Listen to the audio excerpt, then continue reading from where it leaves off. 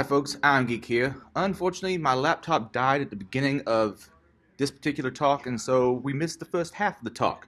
However, if you go to about the 3-minute, 13-second mark in this video, you should be able to see the tail end of it.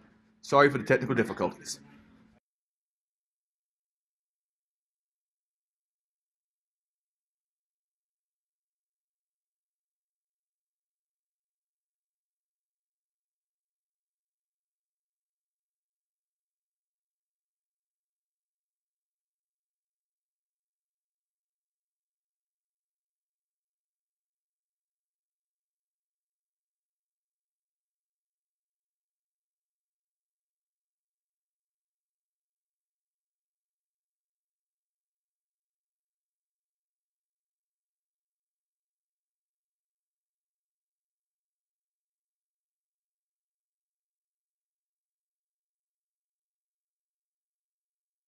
Slide. Okay.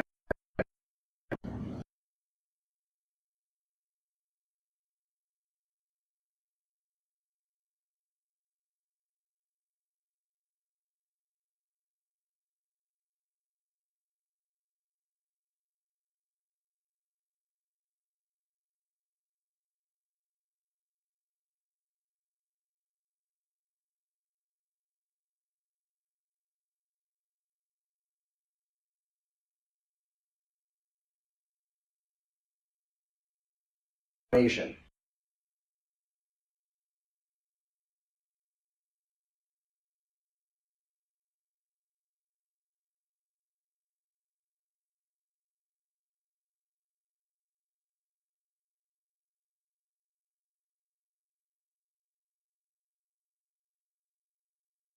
Which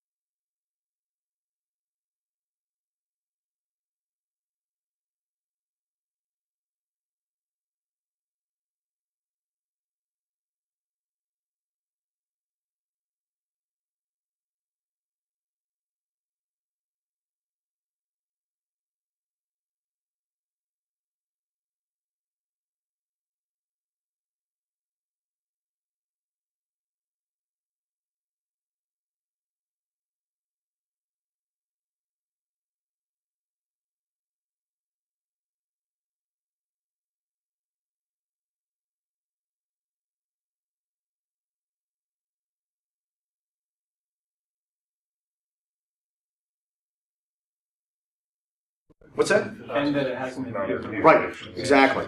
So let's go over this. Let's go over this. The general concept again. This guy says to this guy, "Give me some information." This guy says, "Sure, you can have all this information. And by the way, you're going to use this right here to verify that information, to validate it." So it's like walking up to a spy on a street and saying, "Tell me a secret and prove to me who you are." And the spy says, "Well, I'm Bob, and you can trust me because I'm Bob." Well, no, I don't trust you. You say you're Bob. I believe that you think you're Bob, but I can't validate that. That's why you have to validate the entire zone by comparing the public key signing key you already got from a trusted provider, like your operating system vendor, with the public key signing key the server in question gave you. Of course, that's still, if those two are the same, why is it sending it to you in the first place? And we'll probably never know the answer to that. No, the reason it sends to you in the first place, So you validate. so you can decrypt the signatures and validate. This is actually a really neat, elegant solution. Now, internet, don't trust Amazon, we trust GoDaddy first, the root provider. What is the trust?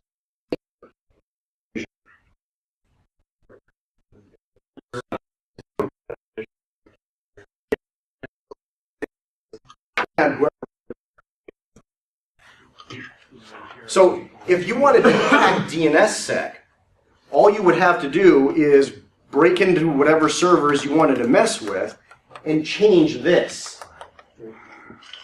Not that I would advocate doing that. That's true with the other scenario as well, because they're all downloaded to the browsers. And so the last time I gave this talk, somebody asked me, well, if you're using HTTPS, why do you even need this? Well, if I'm communicating with a server by HTTPS and the server is an imposter because the address was spoofed, that server could be internally consistent with the certificates it's using, and it could have stolen the private key from the legitimate source. So this is not foolproof. HTTPS is not foolproof. Encryption is not foolproof. Defense in depth, layers of defenses. This is one more layer. If you go to a website that's using HTTPS and DNSSec, that's a lot better than going to a website that uses neither, or only one. There's thousands of other ways that DNS is used besides using HTTP as well. Yep. Yep. Good point. So, any other questions on this? It took me a while to wrap my brain around the cleverness. This is just really clever. Encryption is really clever. Does everyone know what the Diffie-Hellman public key exchange is? The Diffie-Hellman, and I'm just going to assume somebody here does not. I could be at OSU Stadium in one end zone with a megaphone, and someone else could be at the other end with another megaphone.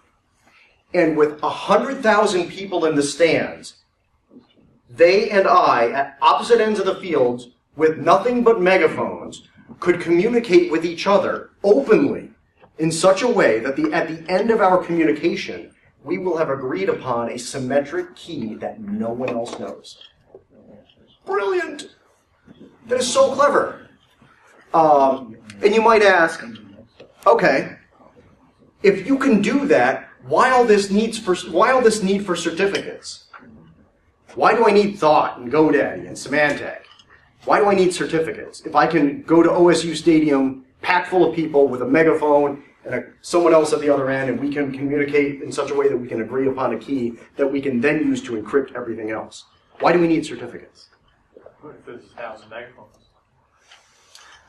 You have to pick out the one that's right. There's a more salient reason. Well, Diffie-Hellman's only giving you confidentiality, integrity, and identity. It's not giving you identity. Suppose I was instructed to go to OSU Stadium with my megaphone, and I would meet a spy at the other end of the field whose name is Bob, and I would agree to communicate securely with them. I've never met Bob before. I don't know what Bob looks like. I have no idea if the dude at the other end of the field is Bob. But if Symantec flies over in the Goodyear blimp, looks down and says, "Hey, Daniel, that's really Bob. You can trust him." That's the purpose of certificates. It's all about the trust anchor, the root. I thought that was just super neat. It's like, that is so cool. That's why cryptography is so cool. I love the theoretical stuff. How to set up... are we good? Does anyone else have any questions? Anything else that... And what happens when some stuff in that whole chain fails? Okay. What does the client see? Probably won't. Is it just nothing, or? Well, if any of these steps fail, the address will not be considered valid by this guy if he's actually checking. If this guy isn't checking the DNSSec protocol, all these steps could fail and it's not going to matter. But we're going to see client side what that might look like in a few minutes. How to set up DNSSec. The full service solution is some hosting services will set up DNSSec for you, and they will mail to your up-level registrar a fingerprint of your public key signing key. Soup to nuts, they'll handle it for you. Half and half solution is some hosting providers are providing you a GUI way that you would do that yourself, but they're still pretty kludgy. And it baffles me. DNSSec has been ready for prime time for 7 years now. And hosting providers are just kind of starting to think about maybe making an interface that might possibly make it a little bit easier to... Oh, good Lord. Just get over it already. A do-it-yourself solution is you can use tools like Zone Signer to generate your own keys, sign your own zone, and send your fingerprint of your public key signing key to your up-level registrar.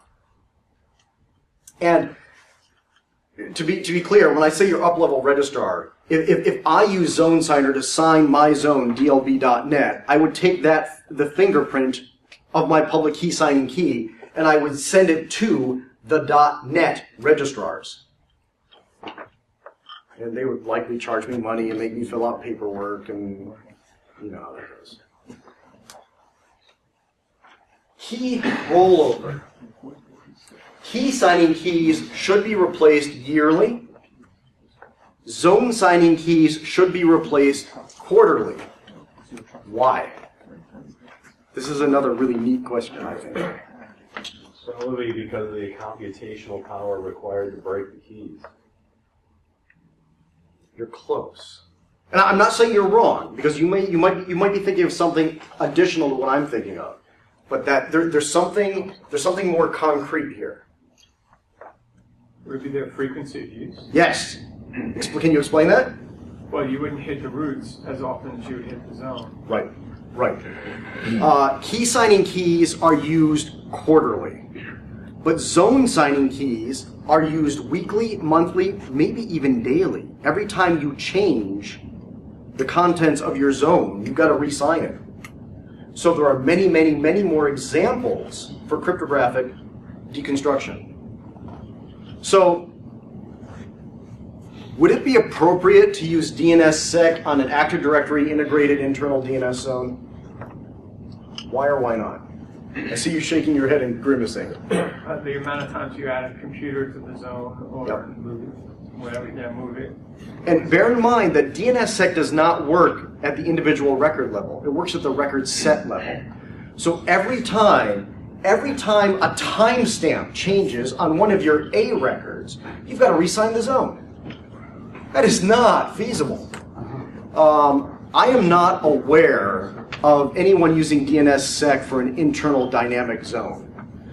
If you were to do that, you would have to put in a whole nother subsystem that would continually re-sign the zone every time it was changed.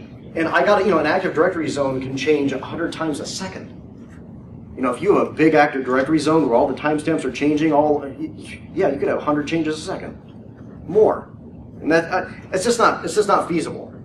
So, what I have seen is DNSSec is used to sign your externally facing zone, which doesn't change very frequently. It might change daily.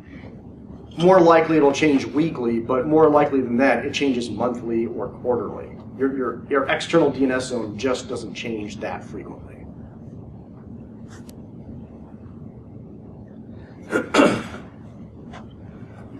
Verifying DNSSec infrastructure server side. Sandia National Labs in Albuquerque, New Mexico, and Livermore, California. And I want to pause here for a second.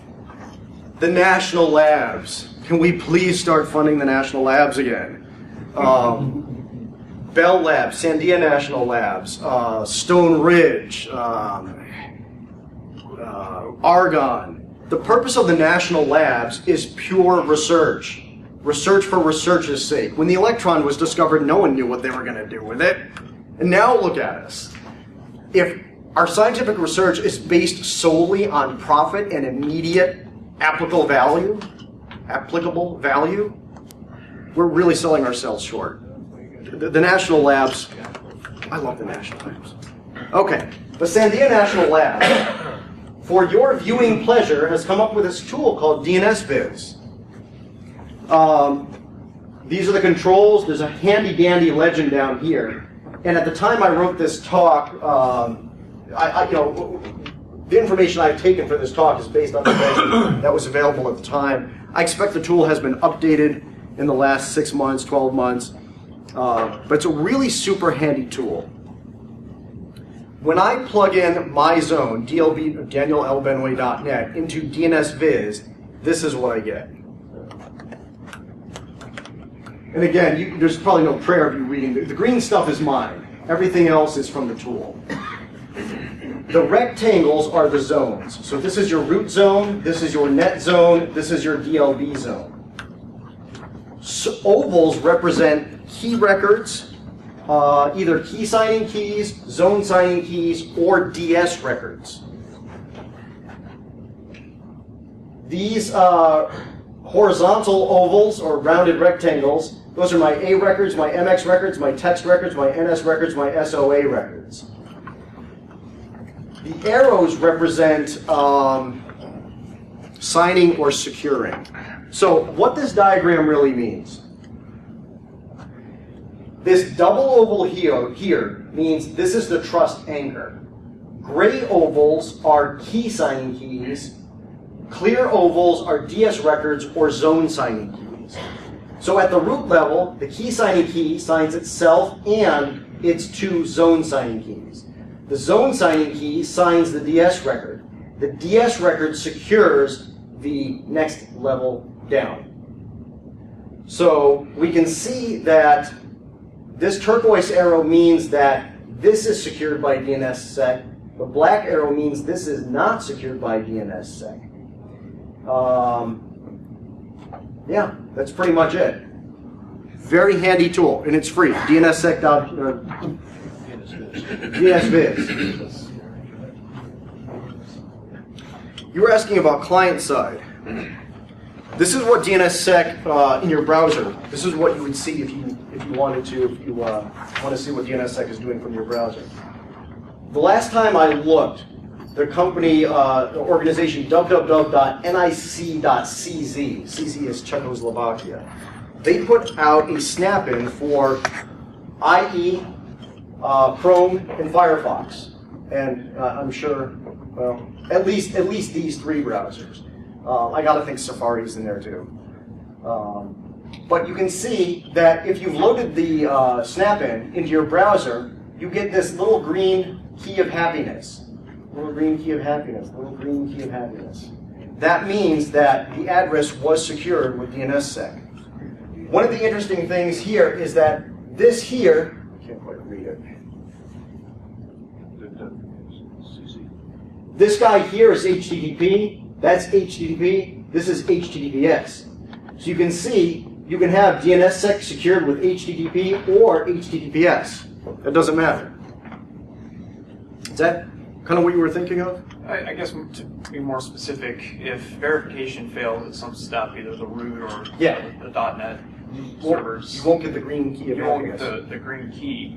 However, name resolution will continue. Yes. Yeah. So if you're using DNSSec, it's up to you to look for the green key of happiness. And in some number of years, it's depressing, it should be some number of hours, but it's going to be in some number of years, browsers are going to become configured to reject anything that does not have the green key of happiness.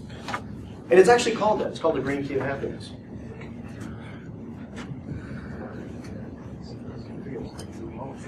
There were an enormous number of sources I used to get this information together. This was a lot of detective work. The kind of thing where I would listen 10 times to a particular video trying to sift out the relevant details so that I could go to another site and compare them.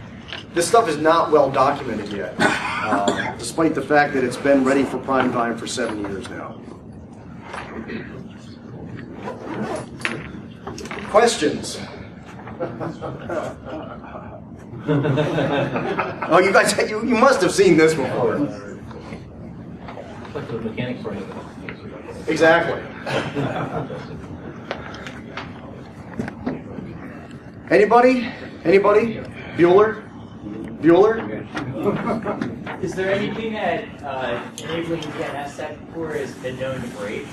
as far as functionality within the service browser. I've played with it on my own personal domain and never seen it happen, but My guess is from the 10,000 foot view, no. DNSSec itself is fine. However, a particular vendor's implementation of DNSSec is likely going to be as buggy as anything else that vendor puts out.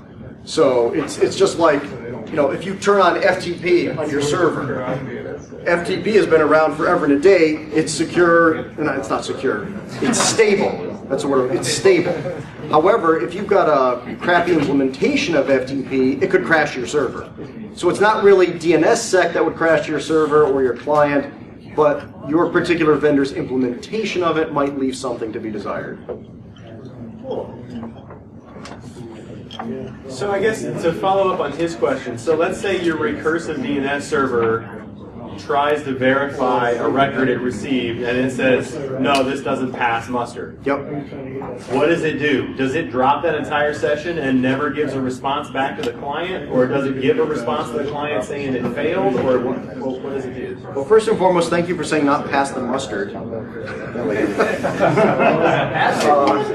Secondly, I don't know. I think it's going to depend heavily upon the vendor that implements your particular DNS solution. You'll likely get something different from a Unix box than you would a Windows box. So, long and short, I can't give you a definitive answer on that. I was going to say, your work